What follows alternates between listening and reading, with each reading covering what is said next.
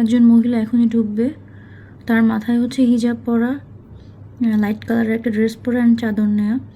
10:17 যখন বাজে, মাত্র 12 মিনিটের মধ্যে উনি এই বক্সটা নিয়ে বের হয়ে যাচ্ছে। আসসালামু আলাইকুম এভরিওয়ান, আমি সঙ্গীত শিল্পী শবনম প্রিয়াঙ্কা। আশা করি সবাই ভালো আছেন। আজকে একটা খুবই ডিফারেন্ট একটা ভিডিও নিয়ে আসছি আপনাদের মাঝে। অ্যান্ড আমি আসলে প্রথমেই বলবো যে আপনারা সবাই আমার ভিডিওটা শেয়ার দিবেন, বিকজ অফ আপনাদের শেয়ারের জন্য আসলে অনেক কিছু ডিপেন্ড করছে। শর্টকাটে বলি, গত 7 ফেব্রুয়ারি ছিল আমার বিয়ে। অনেকে আসলে জেনেছেন আমার ফেসবুক পেজ আইডির মাধ্যমে। সো 7 ফেব্রুয়ারি বিয়ে ছিল এবং 8 তারিখ ছিল হচ্ছে আমার রিসেপশনের প্রোগ্রাম, বৌভাত যেটা। প্রোগ্রামটা হয়েছিল বাংলা মোটর ওয়াটারফল রেস্টুরেন্টে। তো আমাদের অনেক দিনের আসলে প্ল্যানিংয়ের এই বিয়ে, অনেক জাঁকজমক। আমরা যতটুকু সাধ্য আসলে ছিল আমাদের দুই ফ্যামিলির, সেভাবে আমরা 3টা প্রোগ্রাম করেছিলাম, গায়ে হলুদ, বিয়ে অ্যান্ড রিসেপশন। সো রিসেপশনের দিন একদম লাস্ট 2 আওয়ার্স বাকি ছিল। রাত 10:20-এর দিকে আসলে আমরা সবাই অবগত হই যে আমাকে দুই ফ্যামিলি থেকে যেই গোল্ডের জুয়েলারি আসলে দিয়েছিল ছেলেপক্ষ এবং আমার ফ্যামিলি, মোটামুটি সেখানে প্রায় 9 ভরির কাছাকাছি গহনা ছিল, 9-9.5 ভরি হবে। সেই গহনার বক্সটা চুরি হয়ে যায় আমার বৌভাতের সেন্টার থেকে। চুরি হয়ে যায় কীভাবে সেটা যদি ছোট্ট করে বলি, আমার শাশুড়ির কাছে গহনাগুলো ছিল, আমার শাশুড়ি সেটা আমার মার কাছে হ্যান্ড ওভার করে। দ্যাটস ওয়াই আমি গহনাগুলো পরে ছবি তুলতে পারি। তো সেখান থেকে আসলে একটা রিং, ফিঙ্গার রিং যেটা, সেটা হচ্ছে আমি পরি। এবং ওই বক্সটা আসলে যখন খোলা হয় আমার মনে হয় তখনই ওই সেন্টারের কেউ আর কি নোটিস করে এবং তাদের যে লোকজন আছে তাদেরকে ইনফর্ম করে কোনো একটা আসলে মাস্টার প্ল্যান করে উইদিন 1 আওয়ার জিনিসটা আসলে ঘটানো হয়। আমার রিংটা আসলে পরির হয়তো 9:20 বা 30 এর মধ্যে। অ্যান্ড চোর 10:05-এ ঢুকে 10:17-র মধ্যে পুরো গোল্ডের জুয়েলারি বক্সটা নিয়ে চলে যায়। অ্যান্ড আমরা আসলে সিসিটিভি ফুটেজে যতটুকু দেখতে পাচ্ছি যে তার মাস্ক পরা ছিল, হিজাব পরা ছিল উনি, আর জুয়েলারি বক্সটা নিয়ে খুব দ্রুত গতিতে সে বের হয়ে যায়, জাস্ট এতটুকুই দেখা গিয়েছে।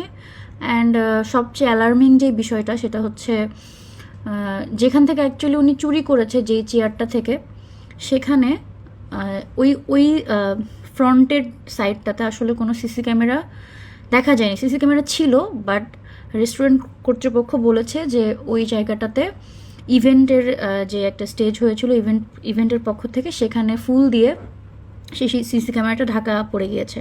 দ্যাটস আসলে ওখানকার কোনো ফুটেজ আমরা পাই নাই। আমি আর কথা না বাড়াই, আমি হচ্ছে আপনাদেরকে মূল ভিডিওতে নিয়ে যাই, যেখানে আসলে ওই মহিলাটা কিভাবে ঢুকে অ্যান্ড কিভাবে সেই গয়নার বক্সটা নিয়ে বের হচ্ছে সেটা আপনারা দেখতে পারবেন। আমার ভিডিওটার মূল উদ্দেশ্য হচ্ছে আসলে আমরা তো এখন অনেক বেশি সোশ্যাল মিডিয়াতে ইনভলভ। এখানে কোনো কিছু হলে আমার কাছে মনে হয় যে জিনিসটা অনেক বেশি ছড়ায়, এবং জানি না আসলে আমি চোরকে পাবো কিনা বা আমার গহনা পাবো কিনা, বাট এই বিষয়গুলো যাতে আসলে আর কখনো কারোর সাথে না হয়। প্লাস যদি প্রশাসনের দৃষ্টি দিব তাদের দিকে, তারা যদি আসলে অলরেডি আমার কেস, পুলিশ ভেরিফিকেশন অনেক কিছু হয়ে গিয়েছে, বাট আমি আসলে খুবই হতাশ, যেটার জন্য আমার আসলে ভিডিওটা করা।